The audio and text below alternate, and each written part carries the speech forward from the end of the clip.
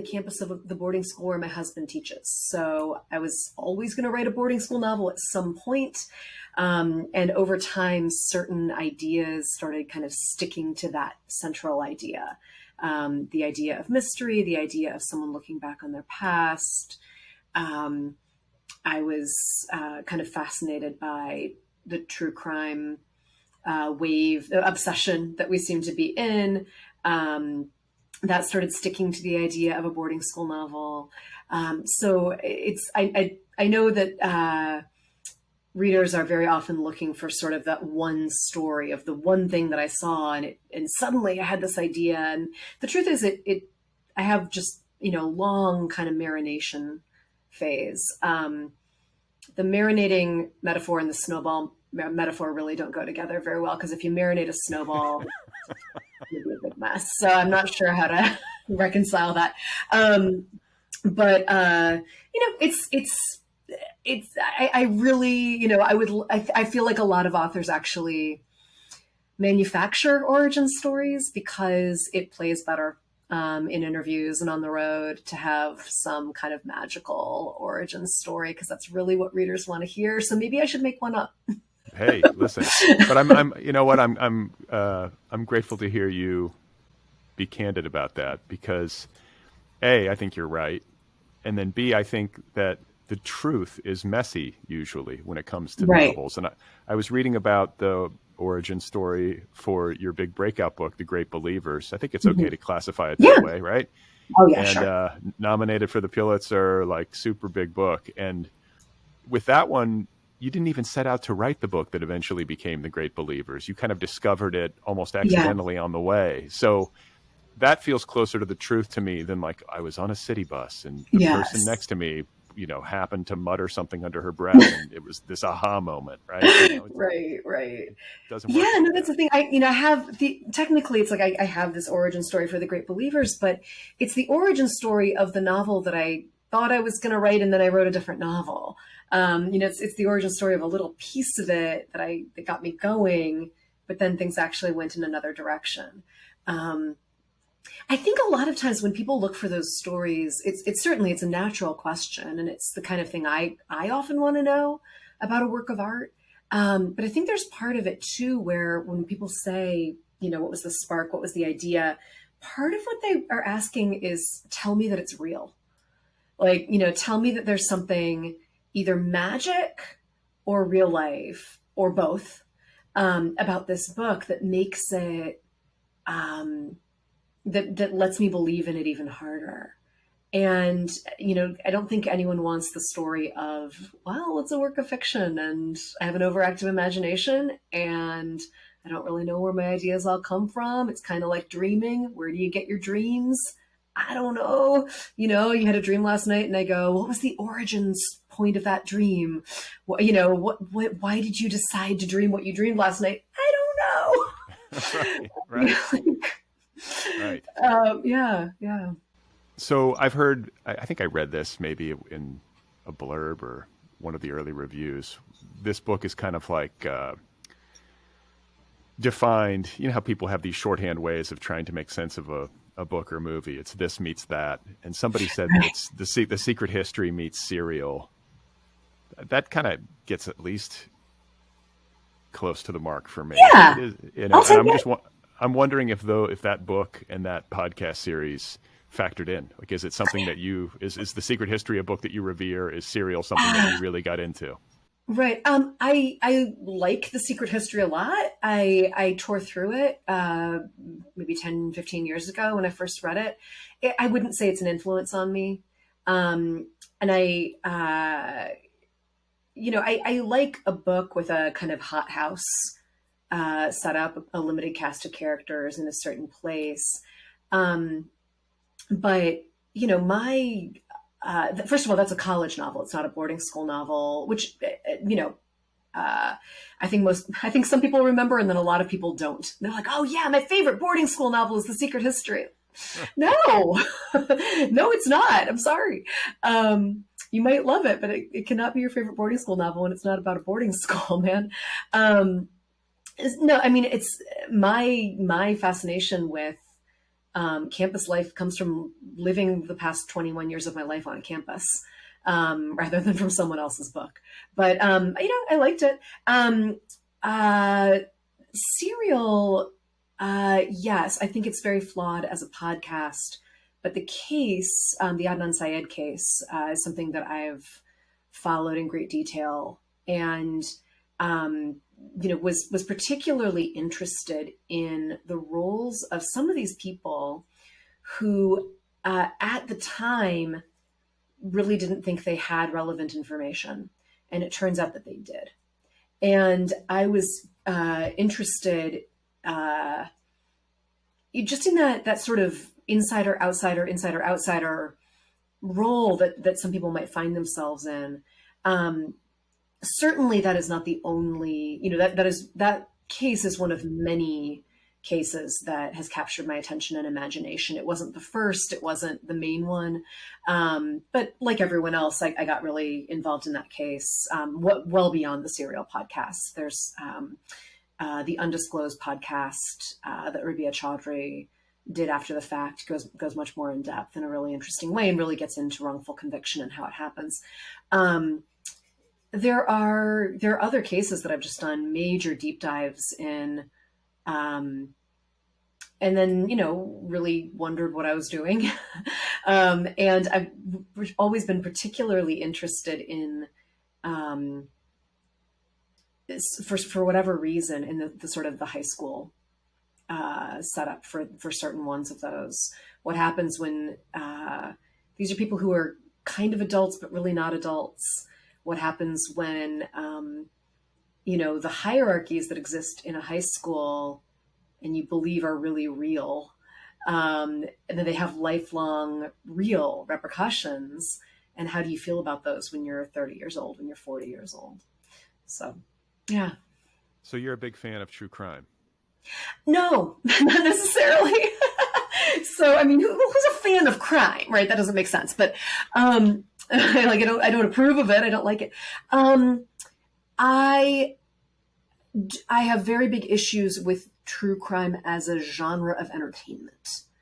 I am, and wait, is that I'm sorry to interrupt, but is that what you find flawed about Serial? Is it the fact that it's made it into entertainment? No, I find there were major gaps in the reporting.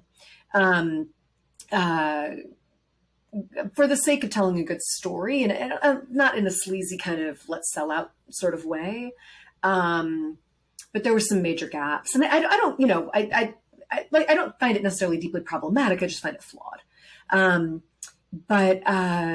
So no, I do not love a lot of the true crime as entertainment. I'm going to tell you a story over 20 minutes on a podcast, and we're going to, think we got the full story. I don't love that as a mode of entertainment. For one thing, it often, but not always, reinforces this narrative that, here's a story, they caught the guy, he's in prison, hooray. And, what we know in terms of the statistics of wrongful conviction, the ways that overwhelmingly affects people of color, especially Black men, there's just so much more to this. And I think that's one of the reasons my book is so long is, the podcast version of that, or the YouTube version of true crime, is 15 minutes or half an hour. And what I wanted to look at was, okay, let's take one of these cases, a case that it's a fictional case, right? But one that we're going to say that a lot of people are obsessed with online. And let's look at the long, realistic version of this and what this means for the people who are actually affected by this case, how they're affected by that online speculation, and, the ethics of all of this, and what happens when, the neat and tidy ending that we thought we got is actually false. So that said, I am a person who will find out about something, especially an unsolved case or a case that's questionably solved, and I will spend hours online looking at every photo and every interview and every file. So whatever you want to call that, armchair detective, whatever. Like so many people, I have a morbid, lurid fascination that I question regularly. I question why I'm drawn to the cases I'm drawn to. I question what's in it for me. I question what I'm doing. Of course, the great thing, while I was writing this book, I had this like nice, like hall pass on doing that, because anything I dove into, well, it's research for my novel. Right. So I can have it both ways, right? I'm doing this thing in order to critique this thing. Do you think that this kind of tendency is gendered? Like, do you think because, I'm just wondering, like, do you think because, and gender is an issue in the book, and I'm wondering if you think that because victims of violent crime, I don't know, I don't even know what the statistics are, so I could be talking out of turn, but it seems like the kinds of stories that we hear about in true crime podcasts and the like are often about female victims. Yeah. I'm wondering if you think women tend to be more likely to start true crime podcasts and to kind of get into the minutia of these cases as a way of maybe exploring their feelings or the pervasive injustices perpetrated against women, violent crimes and otherwise. Do you know what I'm saying? I do. And what's interesting, men are much more likely to be the victims of violent crime than women. That tends to be because of altercations that men will get into with other men. It's right. It tends to be a bar fight or muggings, sure, gang violence, just, physical altercations of various kinds. And then I don't know if I don't think they're counting warfare in those statistics, but then you think about parts of the world where there's warfare is just kind of like part of daily life. So I don't really know how that breaks down. But in terms of like someone, a domestic partner violence, in terms of, someone, those are going to skew more toward women, and women are just on a daily basis going to be much more aware of their physical safety or lack thereof in situations like, okay, I'm sitting down next to this guy in the airplane, gotta suss out how creepy he is. If he's just said hello to me, how do I both answer so he isn't angry, but also signal that I really don't want to talk to him? It's just this constant way of being in the world, right? And yes, I do. And I think plenty of people have kind of tried to splice that. I do believe that women are drawn to these stories as a way of processing. Absolutely. It's people who have, you have a lot of anxiety about your own safety, about your children's safety, and or experience with, close calls, or experience with domestic violence, or experience with manipulative or abusive partners, or, seeing a lot of close friends go through that. And you do want a way of processing all of it. So let's give listeners some orientation to your new book in terms of its protagonist and in terms of the case at the heart of the book. I'll start and I'll let you finish. Okay. And correct me wherever I screw up. But this book is about a woman named Bodie Kane. Your protagonist is originally from Indiana, but winds up at a boarding school for high school due to difficult circumstances that we can get into. And this boarding school is in New Hampshire, and it is called Granby. And I don't know what it is a stand-in for, but it's recognizable, for anybody who's ever seen a boarding school movie or went to boarding school or read a boarding school novel. There's, I feel like there's always some crossover, right? Like the Northeast tends to be where they are, and wooded. Yeah, New Hampshire.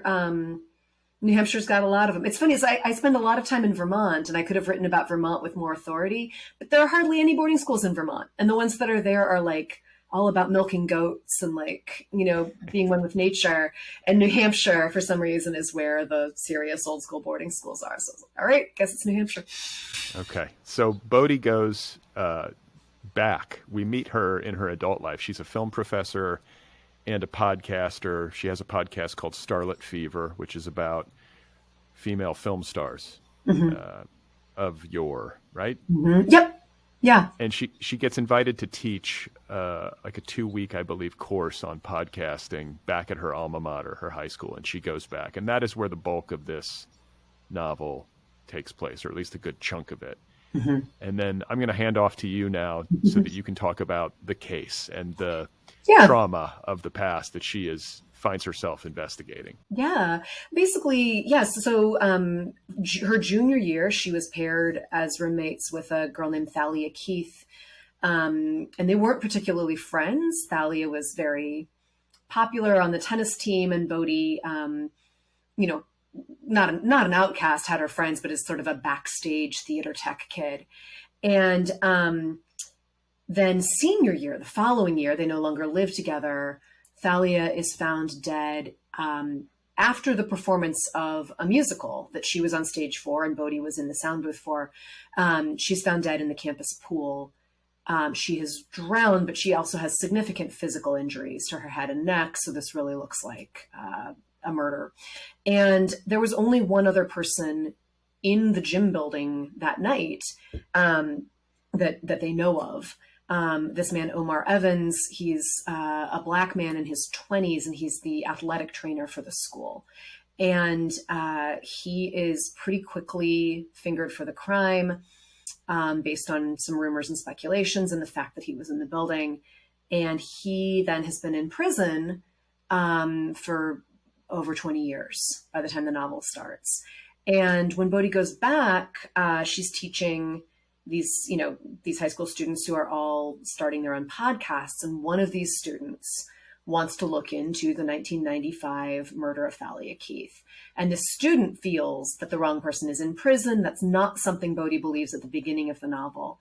But she pretty quickly, and this is, early enough that this isn't a spoiler, pretty quickly starts to realize that that might be true. And starts to think very hard about the music teacher that she was close to, but that Thalia Keith was particularly close to, and that everyone back then speculated there was an inappropriate relationship.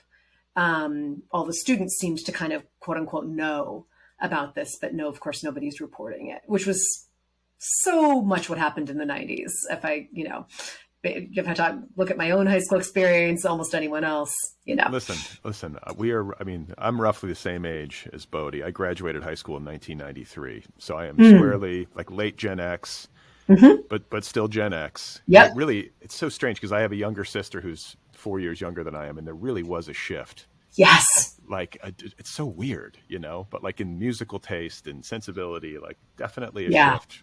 Shortly after I graduated college, really, I guess. But the point that I want to make is at a large public high school in Indiana, there was a teacher / coach who was openly dating a student, and everyone knew it. And it was like, everyone knew. It was like, oh yeah, they're together. Yeah. She's 15, he's 32. What does it matter? I would see, like, my friends and I would see them at Blockbuster Video and be like, hey, just different times. Your book is very good on generational divide because you have Bodhi working with these young kids, back at her old high school, working with these young kids who are light years from her in terms of their sensibility and in many good ways. Right. And then, you also, have her kind of grappling with memory and then interacting with old classmates of hers. Who are her contemporaries, but who have obviously changed through the years and shifted in their perspectives and whatnot. So it's just very fascinating to me on that level and very relatable and very well done.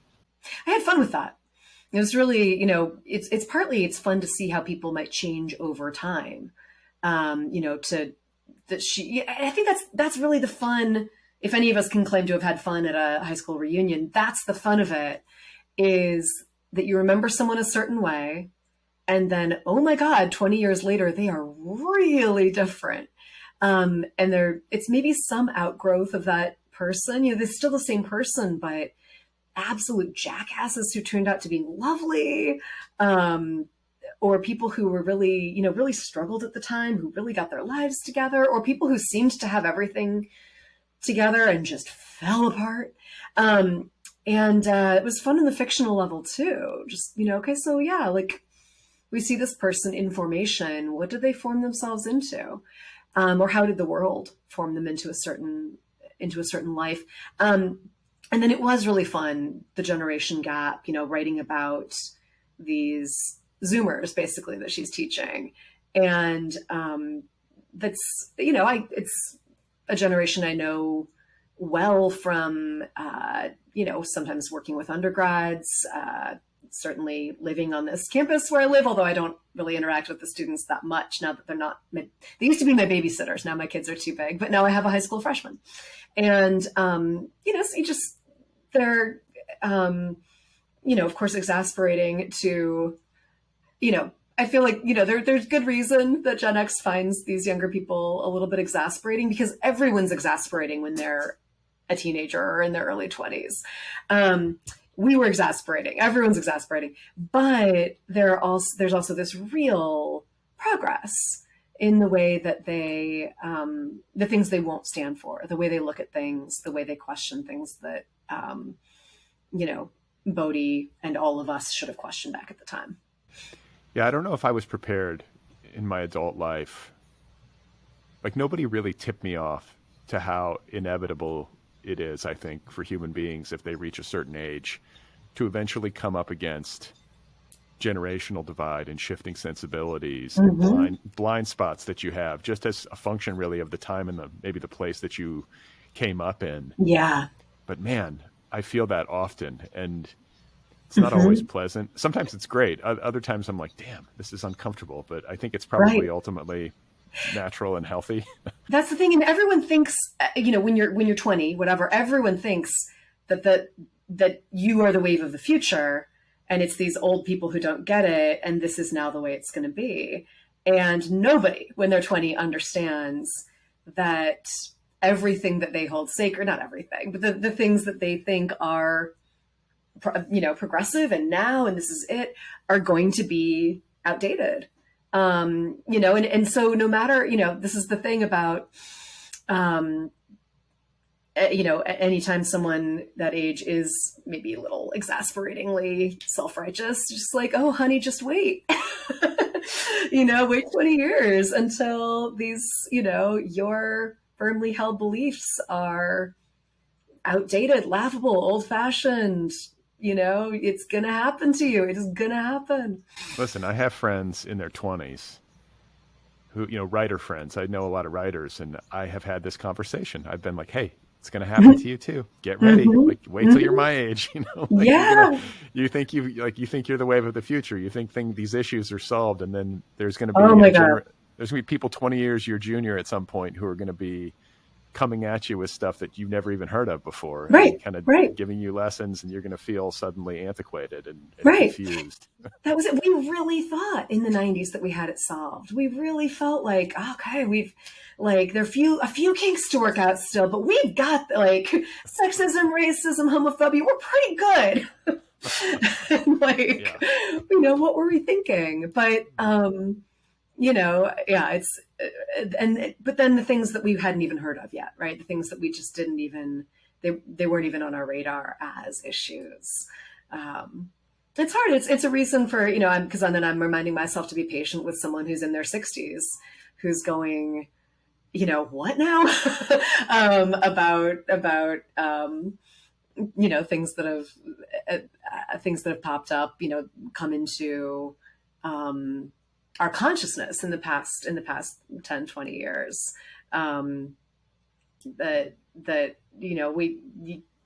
you're not as clever as you think for having been born later than someone else. Good for you. You were born in 1990 instead of 1940. Wasn't that smart of you? Wasn't that enlightened of you? You really made the right choice there. I wonder if maybe social media and the fact that we're all kind of in the same soup more than we, maybe used to be in terms of communication has exacerbated the differences. And tensions between generations. It seems sort of that way. A lot of the arguments that I see along these lines play out on like Twitter or something. Yeah. I mean, yeah, that's the downside. On the upside, though, it's like, I feel like I'm able to hear so many more opinions, so many more points of view in depth than I would have been otherwise. And I imagine that's even more true for people who, for instance, don't live in a major city or don't get around as much, don't talk to people that different from themselves. The opportunity that you might have if you're listening to hear why an issue is important to someone, that's huge. But it's tricky, and it's I also think that, for better or worse, social media is a way that 18-year-olds, 20-year-olds have a platform that they and a real seat in the public discourse that they didn't necessarily have 20 years ago, when what were you going to do? Like, have a protest on campus, but your voice isn't actually out there. And there are great things about that. And then there are things that are, can be a little frustrating. Like, well, okay, but you're 18, and like, you're going to realize in a few years that things aren't that black and white. But the thing is, there's always some new 18-year-old coming along behind you who thinks that things are that black and white, and they're going to be really loud on Twitter still. So, yeah. This comes into play. I think social media comes into play in your novel in a significant way, but this isn't as good of an opportunity as any to talk about plot, because one of the things that I greatly admire about you as a writer and in this book is how wonderfully plotted it is. Thank you. I'm not a great writer when it comes to plot. I think a lot of literary fiction writers maybe struggle with this. You do not. Maybe you struggle with it, but you've overcome those struggles. This is a masterfully plotted book, and I want to give readers a sense of the various threads that you're weaving here without spoiling anything. So, and again, feel free to add, subtract, correct, but there is the obvious murder thread. There is the death of Thalia Keith.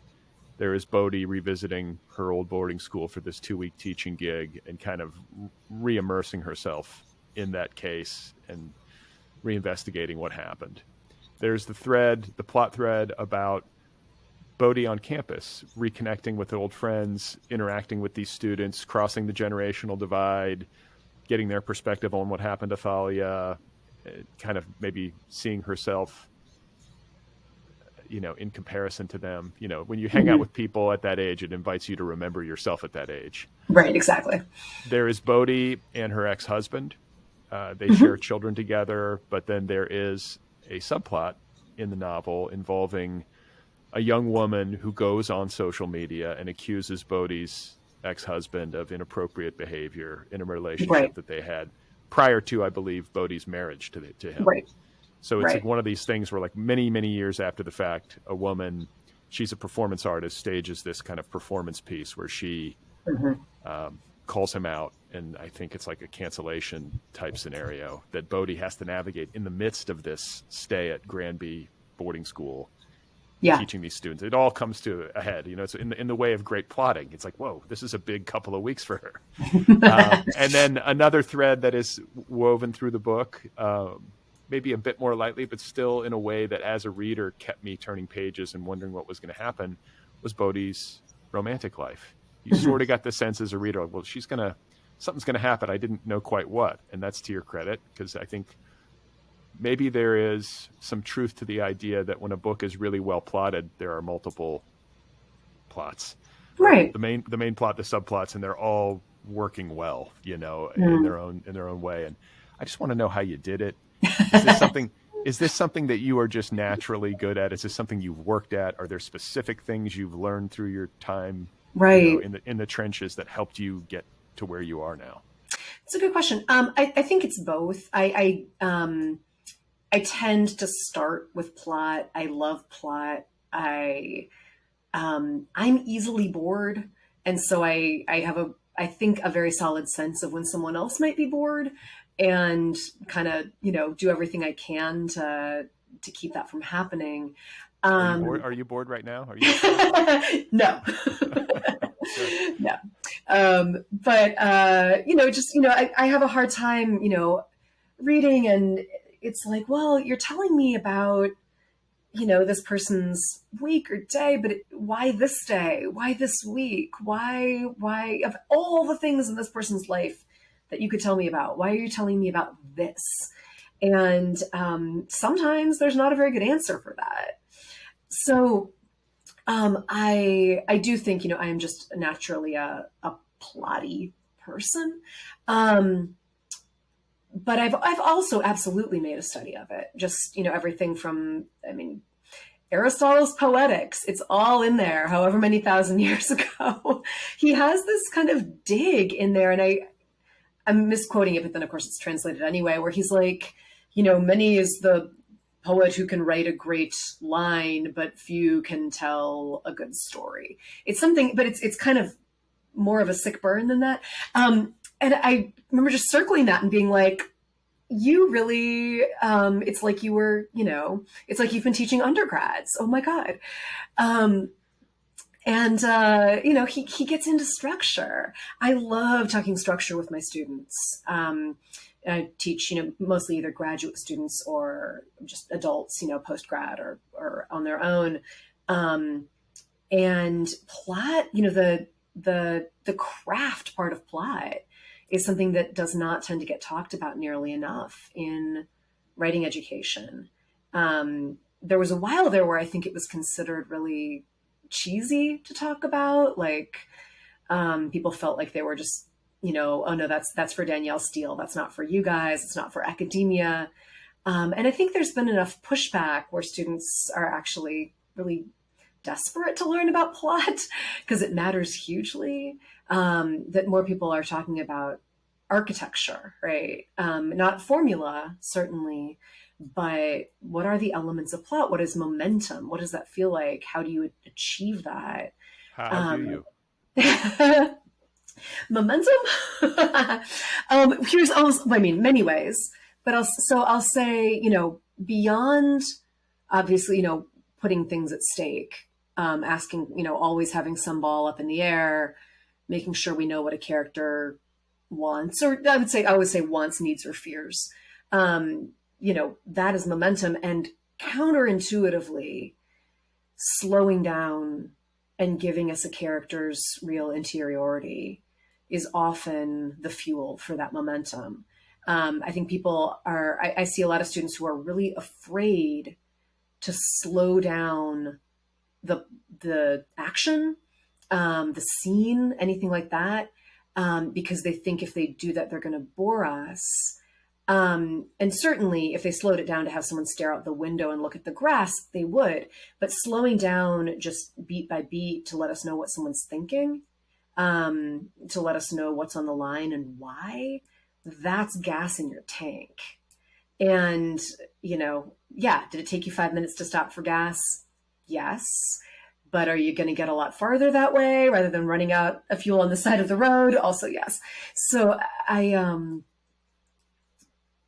think it, so often people run out of momentum because they were too afraid to slow down earlier on to let us know who someone is and to really put emotional and tangible real world stakes on the table.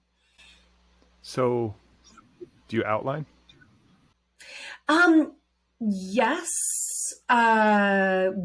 So I tend to outline when I'm about a third of the way into something, usually because that's when you hit a wall, right? So you're like, you get this idea and you're like, wee, and you're, happy monkey at the typewriter, and you get a certain distance in and then you hit the wall. And of course, the wrong thing to do there is to go, oh, I'm a bad writer, or this is a faulty project, or, oh, I have writer's block. Hitting that wall is a natural thing. And it just means, okay, now it's time to think with your left brain. Stop for a minute, get out all the school supplies, get out the note cards, whatever it is that you're going to do, and think strategically, think architecturally, go back, retroactively outline what you already have, and then see how you can move forward. And I just, you outline as far as you can. So it sounds like something you've done yourself, and I assume you did that on this book. You hit the wall on this book at some point in an early draft. The other thing I would say about a book that is as finely plotted as yours is that there's this feeling of layeredness. There's all these different threads. It's a braided plot, right? I mean, you have all these different subplots happening, and it just feels like the kind of thing that was arrived at after many revisions. It's like, I guess the question is, can you remember where you hit a wall and had to start outlining? And were there layers to the plot that maybe came to you after an outlining process or after having somebody, be an early reader and point out some sort of inconsistency or gap or something? Yeah, I mean, I think with this one, the first wall I hit was my original intention. So, there are two parts to the book. About the first 3/4 of the book is she goes back and she's teaching this class, and this case gets reopened essentially by the end of it. And the last quarter is all these people have reconvened 4 years later for a hearing for retrial for this guy, Omar, who's in prison. My initial idea was only that last quarter of the novel, kind of like, what would happen if all these high school classmates had to be in this hotel in New Hampshire, because none of them live in this area anymore, because they never did. And they're not really allowed to talk to each other, but they do. And I started there. I started writing with Bodhi showing up at this hotel, with this case already being very famous and her name already being known in association with it. And there was just, and I got like 20 pages in and then went, how on earth am I going to get all this backstory in? There's so much I have to get in here. What am I going to do? And then, thought about that for a long time, did a lot of, it's not so much, not an outline like, Roman numerals, A, B, and then A, like the 6th grade, right? It's not that kind of outline, but the notes to myself, the, drawing pictures of it, whatever it is that makes it make sense. And, so that was a wall. And then kind of going, okay, what if I started, a few years back and, really at her moment of awakening to the fact that something had gone wrong in the quote unquote solution of this case. So then went back to that. And then, at different points, not so much hitting a wall, like, oh my God, I'm stuck, but going, okay, I can't continue writing now until I know exactly what the timeline of that night when Thalia died really was. So, I'm going to get up to a certain point, and now I need to have the minute by minute. I need to have the campus map, distances between everything. I need to know the minute by minute timeline, and I need to know how she actually died. And so there was a lot of a lot of plotting that out and other possible solutions, because Bodhi goes through a number of different possibilities of how this could have occurred. I think it was good for me to start really not knowing what had happened, because I don't want the book to start out knowing what happened. If I know that I don't accidentally reveal very early on, I don't telegraph really early what happened, because I didn't know when I was originally drafting that part of the book. But then I figured it out partway through, and certainly then went back and put in the tiny pieces, the breadcrumbs, or, the things that would lead to that, or made sure that certain people were in the right place at the right time. But it's kind of, sort of outlining when it's necessary to, but the big key to that is recognizing when it is necessary. That, when you are stuck, it is not because this is a bad project. It's not because you're lazy, and it's not because you somehow, caught viral writer's block at AWP or something, right? Like, it's not an actual condition. You need to just think with a different part of your brain. There are people probably listening to this on the subway, just like shedding a single tear right now. But it should be good news. It's good. It's like that wall that you hit. Yeah. And also, so like one of my main teaching gigs is I'm artistic director at StoryStudio Chicago, where we do, it's adult kids too, but I teach adult writing classes, and I teach a year-long novel workshop. And this is application based, so I teach, these are really good writers, and they're usually, they're coming because they've usually have started a novel, and then realize they need help, right? And the absolute most common places by far for people coming in is either they've gotten to page 30 or they've gotten to page 100. And that's where they've hit the wall. And I think the page 30 thing is like, I had this idea and I started writing and it was really fun, but I don't know what I'm doing. Oh my God, help. And the page 100 thing is like, they really did have an idea what they were doing. They have a sense, and they have a sense of what they want this to be, and they've maybe even planned it out a little, but they get to page 100 and the book has lost all its momentum, because that one initial idea, they just can't sustain that for 300 pages. And there's stuff they need to learn about architecture, about subplots, about momentum that's going to sustain that. But it's they think that they ran out of steam. What actually happened is the plot ran out of steam, and there are craft solutions to that. What are they?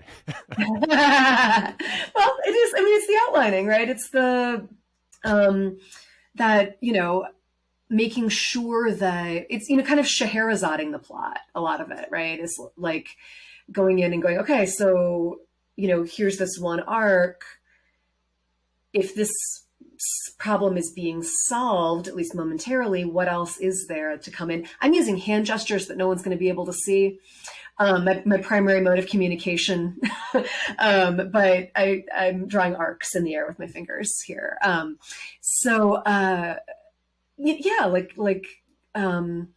Just stopping and backing up far enough that you can see the shape.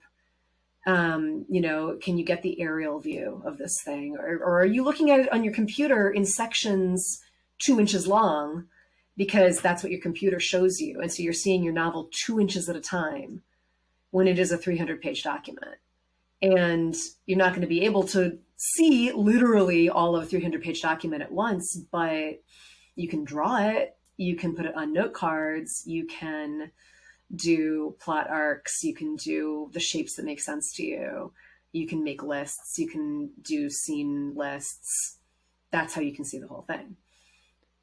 At what point in the process did this book feel like it was clicking into place, where you kind of had a handle on it? You know what I'm saying? Like, where were you? Was it like, towards the end of that first draft I had it, or maybe it was draft 3? Like, just, do you have a sense of when that happened?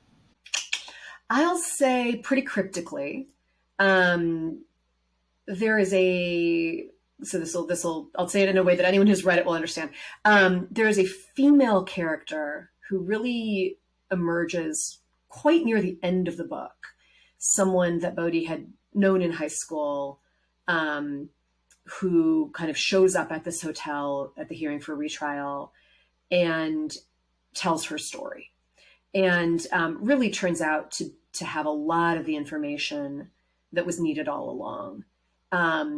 And, someone who we might have seen as a pretty stock character, as a pretty minor character, is someone with her own traumas and just really, has her side of things. When she started talking, and she was not a character I really, had invested much in before then, I didn't particularly know that she was going to be the one to unlock a lot of this stuff. But there's a scene in the hotel fitness room. And when she starts talking, that for me was like, okay, I see this. I'm seeing how this all comes together. And I really did not know what she was going to say until she started talking. I knew what had happened, but I did not know what pieces of the puzzle she was going to have. And really? Yeah. Mm-hmm. Wow, that's interesting to me, because that's pretty late in the game, and you're drafting this thing, and then that must have been a thrill for you as a writer. It was, yeah. That she's the person who, all these things that we've been wondering about Thalia, about the victim, she was up close. She saw this happen. She knows whether there was a relationship with the music teacher. She knows what other men were in Thalia's life. She experienced a lot of these things firsthand. And so basically it was the stuff that I knew about Thalia. It was the stuff that I knew had happened. But this character kind of emerging to be like, okay, here's what I saw. Here's what I know. That just felt to me like everything clicking into place. There's certain scenes that do feel like they write themselves. That, they certainly don't. That would be amazing. But there are certain scenes where you go, okay, this really, it's going along. It is more like dreaming, right? Like I said at the beginning of the podcast, like you're not really fully in control. It's like lucid dreaming, I guess, right? Like it's just happening. It's just coming to you. But in this particular case, in a way that really was tying everything together in the plot. Well, hearing you talk about this, it's a good lesson from a writerly perspective to know that someone as accomplished as you was working on it's a long book. It's what, 450 pages almost. So I don't know how many words that comes out to, but you were deep into the weeds in this book, in a significant draft of this book, and didn't really figure it out on your own until close to the end. And what I'm thinking is about is the stamina that it takes to finish a novel, and the stamina not only to just do the work day after day, but also to live with the uncertainty. Like you talk about hitting the wall, and you talk about people sort of throwing their hands up in the air and quitting because they think they're bad or they did it wrong, instead of persevering and stepping back and taking a breath and writing an outline. But there's also this, these feelings of uncertainty that writers who work in any kind of long form project have to learn to live with. Uncertainty about whether anyone's going to like it, uncertainty about whether anyone's going to read it, uncertainty about whether it's a good idea to begin with, uncertainty about whether or not you're going to be able to figure it out. You've gotten good, it seems like, as anyone must, at just waking up day after day and having some degree of confidence that it's going to sort itself out, right? Yeah, or that I'm going to sort it out, right? Yeah. I will say, like, I'm not someone who has desk drawer novels. I don't have novels that I wrote and then gave up on, or that I got pretty far into and then was like, I don't know. I feel, as a matter of just, personal MO, that any novel is fixable. There's, I would certainly, if I really lost interest for some reason in a novel, I would absolutely give up on it. It just, hasn't really happened. But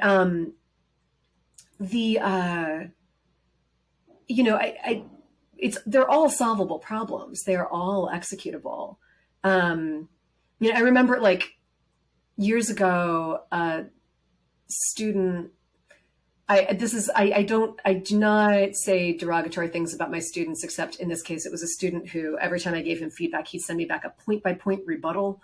So I feel like I can be snarky about this particular student, but graduate level student. And I was telling Rob Spillman, who was then the editor of Tin House, that the student had just sent me a 30-page short story that was World of Warcraft fan fiction, complete with screen captures. And I needed to go in there and give him notes, knowing that this person would send me rebuttals. And I was like, oh my God. So I told this to Rob Spillman, and he said, oh my God, that actually sounds amazing though. Like, I would totally read that. And I said, but what you're imagining is like the George Saunders version of that story. You're imagining, right? Because to me, I'm looking at that like, oh God, why? Why? But there's no inherently bad concept, unless it's something wildly offensive, right? There's no inherently bad plot idea. And if you try to describe the plot of Hamlet, right, to someone, it sounds like slapstick comedy. Like, do you think this is a good idea for a story? Okay, this guy, his uncle killed his dad, and then he stabbed someone through a curtain, and then this sounds bananas, right? Right. Just try Right. describing Frankenstein, right? These are not like inherently fabulous ideas. It's all the execution. And any idea can be executed. And, there are legitimate reasons to give up on something, but this is flawed. Is not one of them, because it's not inherently flawed. It's just a sloppy draft, right? Right. And hearing you talk about verbally pitching a story and how, like, the greatest, most time-tested narratives in human history, many of them don't pass the test if you try to start pitching them verbally, which has always frustrated me about Hollywood. Like, as an LA resident, the Hollywood thing, like, they ask you to verbally pitch stuff, and it's like, oh my God, like, what a nightmare to have to talk about your, like, the long arc of your series or whatever. It's just like, it's difficult to do well. Let's put it that way. And I feel like even great stories are often resistant to the process. Yeah. I want to ask you about an aspect of, I have some questions for you that I couldn't help but notice, and it has to do with characters and their narratives. Okay. Like, I feel like, maybe this is just me reading into it and this was never even on your radar, but I kind of feel like it must have been, that you have narratives, in particular female narratives, but not just, because I think Omar qualifies to, actually all the characters do, but or all the main characters, but you have at the heart of this a character struggling to wrest control of the narrative. And I think that's her personal narrative. Bodhi's trying to kind of like sift through her past. I think she is also a person who comes from a hardscrabble background, a lot of grief in her childhood, kind of wanted to write her own story, kind of get her way or find her way out of that dark narrative and into greener pastures, to stay with an Indiana like motif. And then you have Thalia, whose story has been unjustly ended at too early a time. You have Omar, whose story has taken this grim turn where he finds himself locked in prison unjustly for all these years, so on and so forth. But this is really a thematic concern of yours, no? Is people trying to control their own narratives or understand them even? Yeah. It's specific to this book. It's not a theme necessarily of my other work. It's really, it's endemic to I have some questions for you. There's even, I think in the telling, even where it is this kind of strange second person thing I'm doing, where she is, it's first person. She's telling the story, but she's addressing everything to this music teacher. That's the you of the title. And she has this, kind of, explanation or thought process of saying, it's not that she's writing it to him, right? She's just kind of thinking it at him. And she says that, she's in certain times in her life, always feels like she's narrating to someone or being watched by someone. That's something that is definitely true of me. I know it might be, not the most common pathology, but just, different people who are on my mind, I feel like, well, then they're the one watching me go about my day or do this thing that I'm doing. It's not constant, but it happens. And especially if you revisit a place, maybe especially if it's someone you've lost, I think that's a common version of this, right? Like, someone who's passed away and you go back to a place or you're thinking of them in a certain way, you feel like they're watching you. And whether or not that's literally your religious belief about the afterlife, you just act that way. You feel that way. You're talking to them in your head. And I just tend to do that more often than that, and not necessarily with people who have died. But that is a part of myself that I gave her. And so there is just built, kind of baked into the narration even itself, this question of who's telling what story and to whom are we telling this story, and are we in control of that narrative? Are we, especially narratives about memory, what do we remember about what happened? How accurate is that? Who does that serve? What do we share about what we remember, and what do we keep private? And I think you could go through, this would be the, like, if someone for some reason needed to write a paper on this book, right? Comparing for different characters, in what ways they control their narrative and what ways they attempt to control their narrative, and how successful that is. I haven't, figured that all out either. My job as the author is to raise all those questions and then complicate them and go, I don't know, here, what is this? And I think someone else could probably make better sense of what I've done than I could. But it's, it's definitely a thematic concern and a narrative concern as well. Well, I've got to say, I'm gratified that your novel features a podcaster as an protagonist.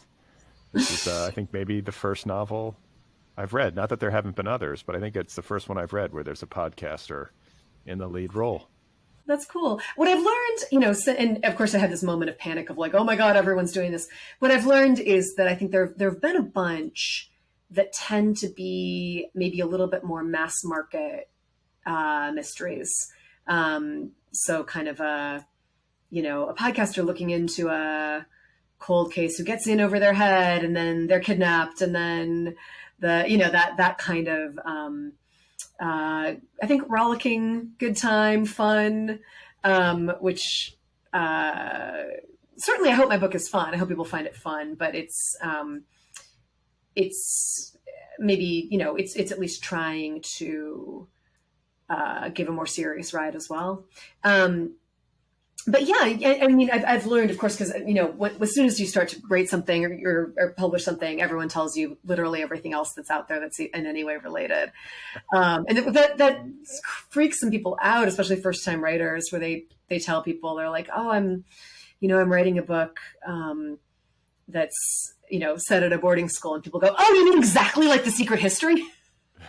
And then, and it's like, no, wait, it's not even about a boarding school. And no, it's nothing like, but I've known many writers who get, wigged out by that. But so, of course, I'm the person who's heard about literally every book out there with a podcaster, but I haven't read any of them either. I don't know exactly what's out there. So I'm wondering about the pressure that you may have felt to follow up a book that hit as big as The Great Believers, nominated for the Pulitzer Prize. It's kind of got the ride that every writer of literary fiction hopes their book will get, right? It's like, like people really connected with that one. Booksellers embraced it, the whole 9 yards. And then it's like, okay, Rebecca, what's next? Like, how did you handle that? I mean, for one thing, I had not started writing this one yet, but I had, it was definitely stewing already, right? It was in that snowball marination phase.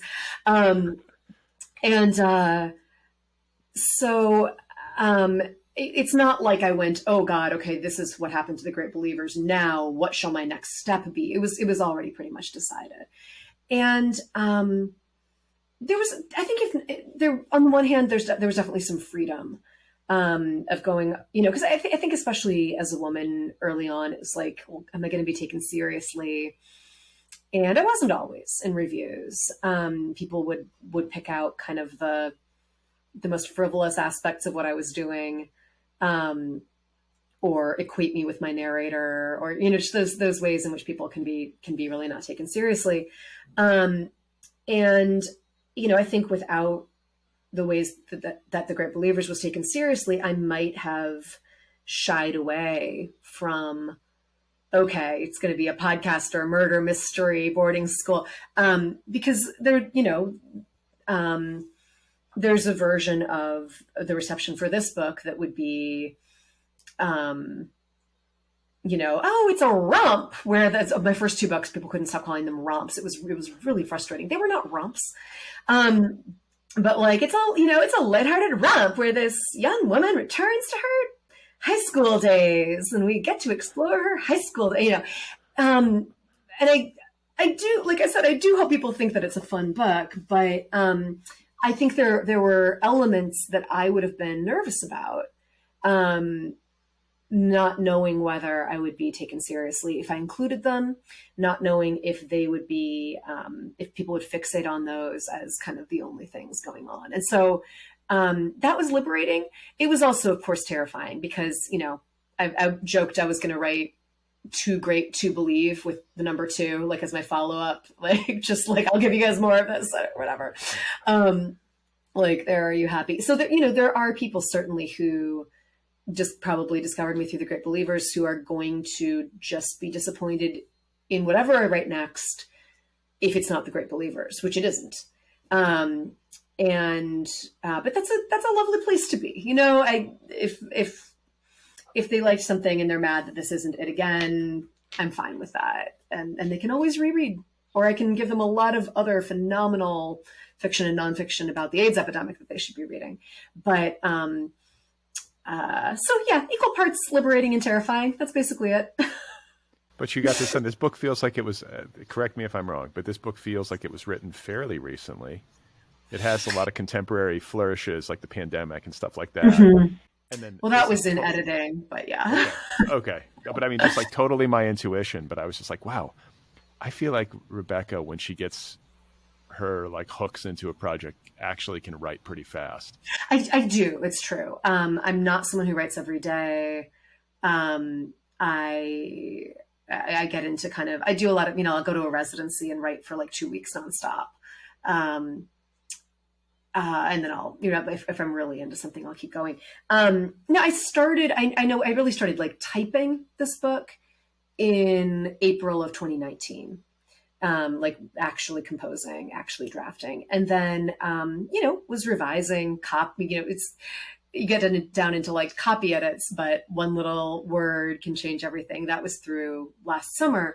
The pandemic stuff, oh my God, you know, so I was writing in 2019 and then I'm writing in 2020 and going, well, I'll just avoid the pandemic somehow. But then it's going on. And then I go, well, I can't, you know, I need this to be over several years. I don't want to move it way back in time. Okay, I guess so originally it was like, well, I'll put the first part in 2018 and I'll set the second part in 2022 when the pandemic will surely be completely over. Easy. And then 2022 was getting closer and closer and the pandemic was not over. And so I went, okay, now I have to go in and put face masks on everybody and do all this social distancing stuff. This is like, you know, that November, December. So I had to go in and, you know, every time it said she smiled, I'm like, she seemed to smile from her eye crinkles above her face mask. And I deduced. And then New Hampshire lifted its mask mandate. Right, like I was writing about March of 2020, or it was editing. It was March of 2022, and editing these pages about March of 2022. So then I went back in and I took some of the face masks off some of the people, but kept them on other people. And I, you know, saying things like, "Well, I took my mask off to eat this party food." Like, it was not. I was stressed out at the time. Now it just seems funny. Right. But those are the details you got to do. I mean, otherwise the other option is you completely shift the timeline for the book and the chronology, and that comes with its own set of changes and headaches. So it's right. Or I pretend that it doesn't exist in time, that it's just like on this other planet. Right. That's not really going to work. You know, like, oh no, exactly how old are you? How much distance are you looking back on high school from? This matters. Yeah. Well, no, and I think like, you know, people often pointed to The Great Believers as like this 1980s novel.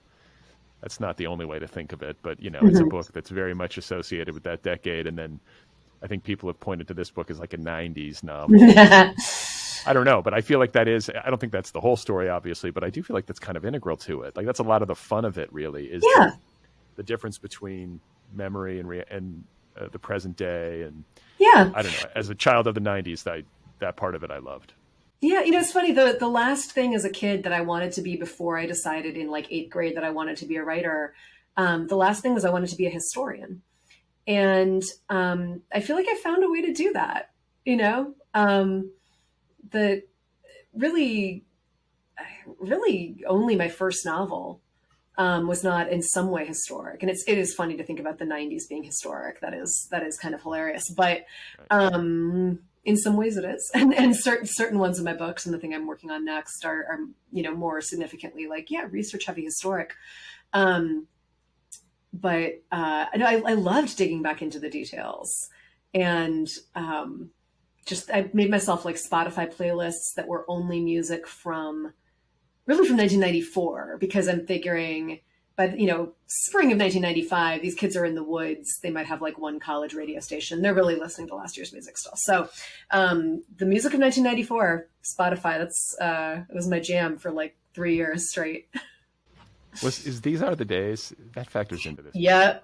Yeah. That song was like I remember all the girls in my class like singing that song. Totally. That and Closer to Fine. Oh yes. By who? Yes. Who's that by? The Indigo Girls. Anyone who had a guitar. And then if you were, like I learned how to do the alto part on that, so you could like sing harmony when you joined in. That was endless fun.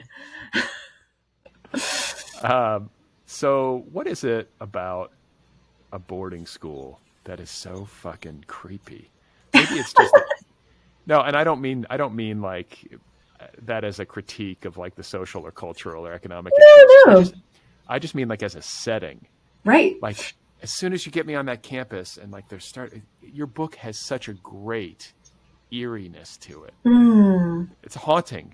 This young girl gets killed. Obviously, it's haunting, but like I have to believe that part of that effect is heightened by the fact that it's on this campus. Maybe because it's involving kids. Maybe because it's isolated in the woods. It's always a boarding school in the woods somewhere, and it's insular and So most boarding schools are. Here's my theory. So if you look at, let's say you take a house, and over the past 50 years. 2 families have lived in it, right? And so it, if you look back on the original owners, it feels like a while back, but it doesn't feel like that far back. There's a little history, right? The thing about a boarding school or a college campus also is the place is very permanent, but people are only there for 4 years. And so you have, in the past 50 years, okay, what's 50 divided by 4? 13, something like that, right? However many generations of people have come through there, and at very liminal, vulnerable times in their lives, with all this energy. And so you've got, so many like real generations of history passing through there so quickly that these places end up being kind of fundamentally ancient and haunted in the way that some place normally wouldn't be unless it were, 400 years old. And in some cases, these boarding schools are, 400 years old, 200 years old. But they've experienced so much more history. I think that's a lot of it. I think there certainly is like people keep talking about this dark academia vibe that like is apparently a whole clothing aesthetic as well as a literary genre. I'm wearing it right now, actually. Ooh! My black hoodie. I think you need like a blazer and like a blood red tie. You need to be like really sad and pasty. But I think there's, the book does take umbrage with that, like a little, talking about the ways that people romanticize boarding school life, the things that people think about a boarding school because of the way it's been portrayed in movies. And there is this, I get a little bit of a chip on my shoulder about that, the way that, you see a boarding school in a movie, it's always October. The leaves are always changing. It's always, there are just certain tropes that you have to go with, and they tend to be kind of creepy tropes. And actual boarding schools are incredibly vibrant, places. They just, like Bodhi says, to someone who's working with her, just, imagine a liberal arts college. It's just that they're a little younger. And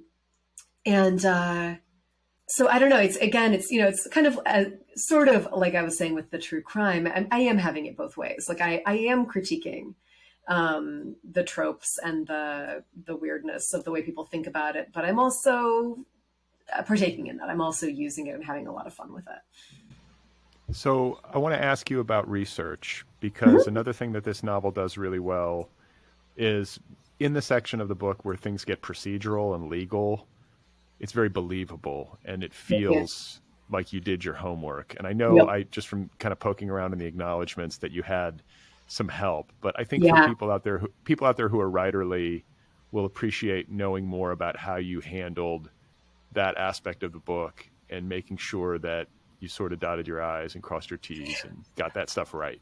Yeah. And again, this is, I'm really going for as much of a, I'm going for a vibe here, but I'm also really going for realism. And,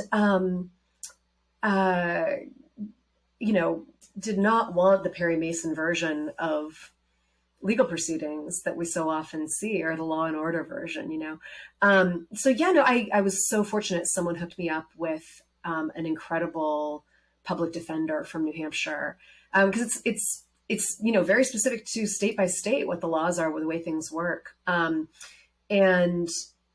I just spoken to some other lawyers as well, but she was the one who really just beat by beat was able to help me with, okay, so what would happen in this case? What would happen in this case?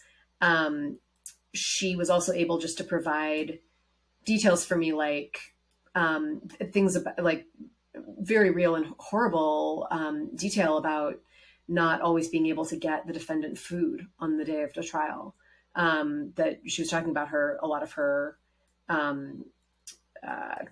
clients, feels like the wrong word, but the people she's defending, they're woken up at 6 a.m. and given a breakfast with one serving, sent to court. They don't get to eat all day. And by the time they get back to the state prison, they've missed dinner. And that happens for many days in a row. And like, oh my God. And that's not something, you partly do research to find the answers to your questions. You also do research to find things you never even knew to ask about. I never would have thought to ask about that. And then it's something I'm able to include. So yeah, it's, it was a little, some of the stuff is a little head spinning of, just the, trying to make this work logistically, and, asking, okay, under what circumstances would this happen? Because I really want this to happen. We're trying to find some loophole for something. But I'm incredibly grateful to her. And, I've never regretted taking time to do more research when I'm writing. So Bodhi is not only a podcaster with a fixation on this particular crime from her youth, but she's also a film professor. And she, as we talked about early in the conversation, has sort of made a name for herself with this podcast, Starlet Fever, which investigates or dives into the lives of female film stars of the past. And she's, obviously a cinephile. I'm wondering if you are. Like, are you like a film junkie, or is that a part of the book that you also had to do some research for? Yeah, I wish I were more of a film junkie than I am. I'm terrible. I'm one of these people who, even some of the movies she references, I have not actually seen. That's terrible. I love film, but I'll say, like, I just, okay, so my oldest kid is 15. So starting 15 years ago, like, I don't have time to watch a full movie. It's very, very rare. Now my kids are older, but it's still like, well, now we're like in this golden age of TV, right? And I'm incredibly busy for career reasons. So am I going to sit down and watch a 2.5-hour movie at the end of the day? Or am I going to watch an episode of Fleischman is in Trouble, which is amazing. So in terms of, there are a lot of really classic films that I absolutely have not seen. But no, I definitely have read up on film history, film theory, partly out of interest and then partly for this book. was, going through some documentary series about the history of film, especially, really trying to figure out what are the things she would be covering in a film history course. What are the ways she would be talking about film? So I wish I could say that I was working from some encyclopedic knowledge of film, and I just could pull something about some director and put it on the page, but it was actually research. Well, you fooled me, and you got the LA parts pretty. As a Los Angelino, I was like, oh yeah, the plant life, the traffic. Like you hit some of these little notes. Oh, good. That made it feel real. Like I totally bought that she was from LA. Good. And I'm wondering, I guess before I let you go, I always ask people what they're working on, if they have anything else going. And it's kind of a rude question, because here you are having finished this big project celebrating its publication, but usually there's more than one iron in the fire, or marinating snowball, I guess, if we're going to continue this. Listen, you stick the snowball on the iron, you put it in the cauldron over the fire, and you marinate it for a long time. Yeah, and you hope it doesn't melt.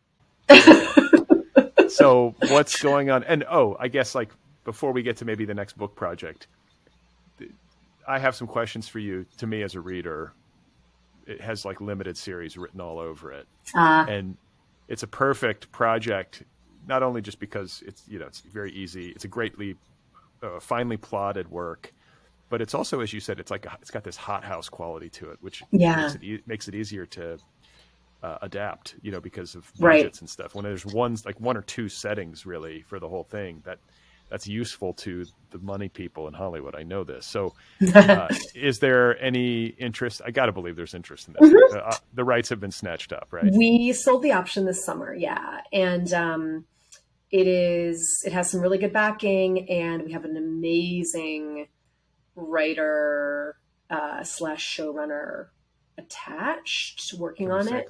Can we say names, or is it too Nope. early? I can tell you after we stop recording though. But it's one of those things, I think the thing with Hollywood is like they have these certain moments when they want to make announcements. Once certain, like they have the right number of people attached, and then it's like, this is the moment. What about actors? There are actors attached? No, not yet. I have my dream cast and everything, but can we talk? I guess we can't talk about that either, because what if it's not them, right? And then I can say because there's since nothing's been decided yet. I was who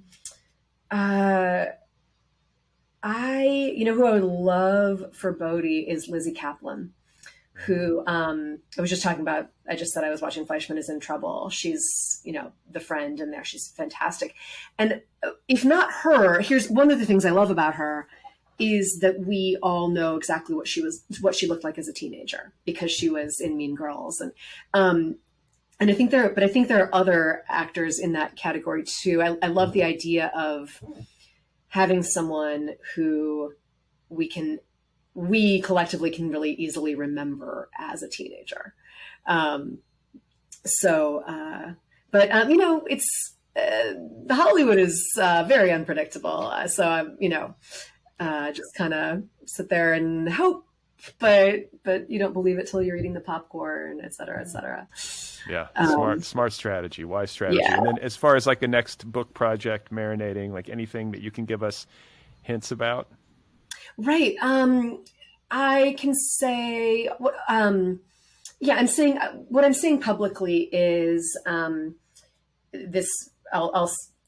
I have several ideas, but the one that I think I'm really pursuing is requiring me to do some research into the rise of the Nazi Party in Germany. So a kid's book.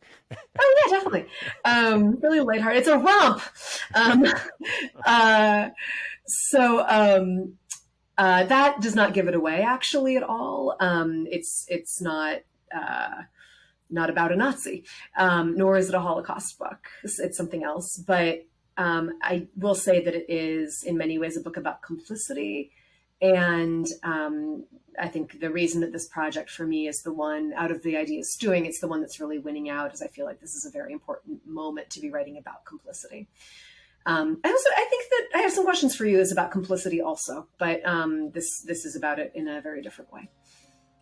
Well, that's plenty enough to have me curious. It also, I think, indulges like your history nerd. I can see how you, like the history nerd, Yeah. you would Yeah. love diving into that era and getting to write about it. So Yeah, it definitely. has been a real pleasure. I'm so grateful for the time. Congratulations on all the success that you've had, in particular in recent years, and with the publication of I Have Some Questions for You. It was just a delight to read. Thank you so much. These were fantastic questions.